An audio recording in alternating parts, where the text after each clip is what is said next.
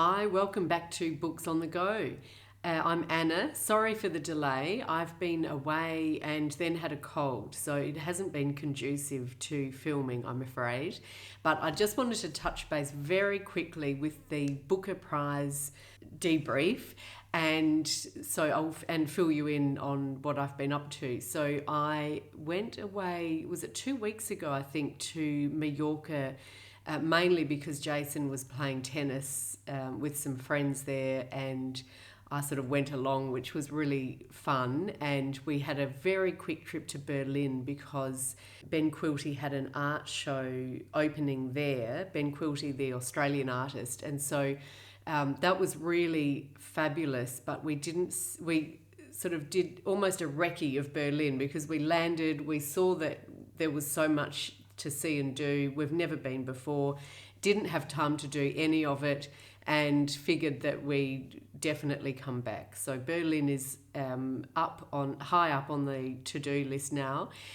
So that was hectic but fun. And then back on the Sunday to London, and I went with a friend of mine to the Booker shortlist readings, which was really fabulous and just a lovely atmosphere and interesting hearing all of the authors reading, I was going to say speaking, but reading from their books. Salman Rushdie, whose Quichotte I have not wanted to read, but he was quite charming, and the section that he read was quite funny, and it really did craft a scene. It really had that, as it should by this stage in his career, I suppose, but that mastery of the craft of, creating a scene where you want to know what happens, you want to know what the character will say or do next. And, it had humour, which I hadn't been expecting just from my brush with Midnight's Children a few years ago, which I found very heavy going. So, yeah, really interesting. Margaret Atwood, who had received a huge ovation and was utterly delightful, and Natalie Haynes was very funny when she was asked about her writing routines, and she said, I've tried to have a routine and I really don't have one. And Natalie Haynes said, well, you don't need a routine, you're Margaret freaking Atwood. And so there were lots of these delightful moments. Lucy Ellmann read from Ducks Newburyport, which, as you know, is my absolute favourite from the shortlist. Bernardine Evaristo read from Girl, Woman, Other, which is the other one that I haven't read, and she's really has a strong presence and a wonderful reading voice, and I think she seems to be very interesting. I didn't love the section that she read. To me, it was a bit lumpy and clumpy, the language, but that could be misleading, maybe. I don't know. I'd have to read the rest of the book. And Elif Shafak, of course, absolutely gracious, and read from her gorgeous book 10 minutes 38 seconds, which I have read and loved. And the other one was Chigozie Obioma, and I haven't read his book, but I had a chat with Amanda on the podcast about it, and he was just charming as well, and great sense of humour. And so it was a really lovely evening. That was the Sunday night, and then on Monday I flew back to Adelaide. So that was very brief, all too brief, in London. And then, of course, Monday night was the Booker announcement of the joint winners, The Testaments by Margaret Atwood and Girl, Woman, Other by Bernardine Evaristo. So I was really taken aback by that, as I'm sure you were as well. I was not expecting it at all. It just goes to show we got it all wrong on the podcast, because we talked about The Testaments and Annie and Amanda really enjoyed it, but we all sort of agreed it wasn't a Booker-worthy book. So clearly we were wrong. And also the not reading Girl, Woman, Other, in retrospect, a mistake, given that was the other winner. So Annie, I know, is keen to read it, so we'll probably do that. But so both of those were a surprise, although I think Girl, Woman, Other had a lot of momentum behind it, but also the fact of it being a joint prize. And that really made me cross, in that the rules of the Booker since they awarded it jointly in 92 to Michael Ondaatje for The English Patient, and Barry Unsworth, I think, was the co-winner that year. And then in 1993, the Booker Prize changed the rules, and it says quite clearly the prize may not be divided or withheld. So, and putting my lawyer's hat on, that's not ambiguous. It's not something that you'd have to call a lawyer to decipher or to check what that means. It's really clear that you can't do this. And so I can't understand how they could do it.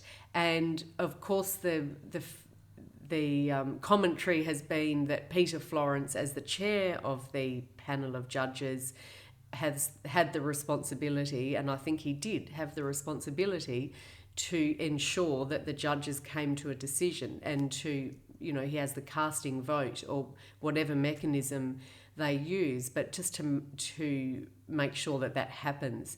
And, that was their one job. So it really baffles me, and it does. And Simon Savage talked about this on Late Night with Sarah Brett on BBC Radio, that you don't want to take anything away from the authors. And I love Margaret Atwood, and I'm so pleased for Bernardine Evaristo. And so you don't want to denigrate their achievement and their success in talking about it. But and I think it's tricky for them, because then it takes over a bit of the coverage. It's still wonderful for them, and I'm sure they're both very happy. And Margaret Atwood has donated her prize winning, which is half of the £50,000, to a charity for, I think, Native American or Canadian literacy. I could have that slightly wrong, but it's still a nice outcome for them. But yeah, I'm still cross about it. And I was thinking, how would this have come about? Because Peter Florence said, we tried voting and that didn't work. And I thought, well, there are 5 judges, so it's an odd number. So presumably, it comes down to 3 to 2. And yes, it's tough that one book misses out, even though it came so close. But, you have to make that call. Like, I would assume that then it should be the majority wins. Apparently it was initially, the voting was 2-1, and again, it's his job to say, well, it's really between 2 books, and the person whose vote, the other one, has to come on board with one of those books and vote again. So let's assume maybe that happened and they came to 3-2. And I've been thinking, and I wonder if this is the only way I can justify it, in my mind, giving him the benefit of the doubt. If he was if he was in the minority, so let's say maybe 3 judges were voting for the testaments and possibly wanting to honour Margaret Atwood, and there was something in the media today, one of the judges, Afura, I've forgotten their name, said they wanted to honour her Titanic career, or, and that, which is not what the prize is for. And perhaps that was some of the discussion, and if that was the case, he might have said quite rightly, that's not what the prize is for. I can't endorse that, or he can't, solely award it to Margaret Atwood if he felt strongly the other way. So I can imagine how it might have played out, where he couldn't use his casting vote to put his book if it was in the minority, and he couldn't bring himself to vote for the other book. And, the Testaments might have been that book if he felt that it was being chosen for the wrong reasons. This is pure crazy speculation, but I was really trying to work it out, because I couldn't believe that they would let that happen. But very interesting. That interests me, just in terms of the dynamics and what was going on in the room. And I don't know if we'll ever know, but he's also seems to be quite just a rebellious personality, and seemed to enjoy the controversy. So maybe that plays into it. I don't know, but really interesting. It has, it was a good, diverse shortlist, so that was a positive. But yes, I would have loved to have seen Ducks Newburyport win or 10 minutes 38 seconds.